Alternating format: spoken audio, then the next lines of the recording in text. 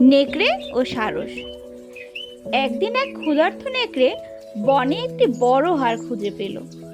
খুব তাড়াহুড়া করে খেতে গিয়ে হাড়ের একটি টুকরো তার গলায় আটকে গেল।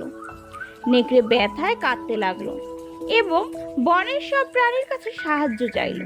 সে বলল, যে আমার গলা থেকে হাতটি বের করবে তাকে আমি বড় পুরস্কার দেব।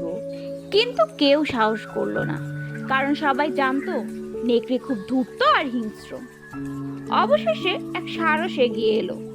তার লম্বা ঠোঁট ছিল। সে সাবধানে তার লম্বা ঠোঁট নেকড়ের গলার ভিতর ঢুকিয়ে হাড়টি বের করে আনলো। নেকড়ে তখন স্বস্তি পেল। সারস বলল, এখন আমার পুরস্কার দাও।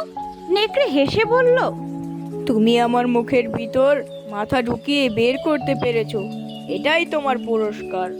এই কথা বলে ধূর্ত নেকড়েটি চলে গেল। ধন্যবাদ সবাইকে। এরকম আরো মজার মজার গল্প শুনতে চাইলে চ্যানেলটি সাবস্ক্রাইব করুন এবং গল্পটি ভালো লাগলে লাইক শেয়ার করুন।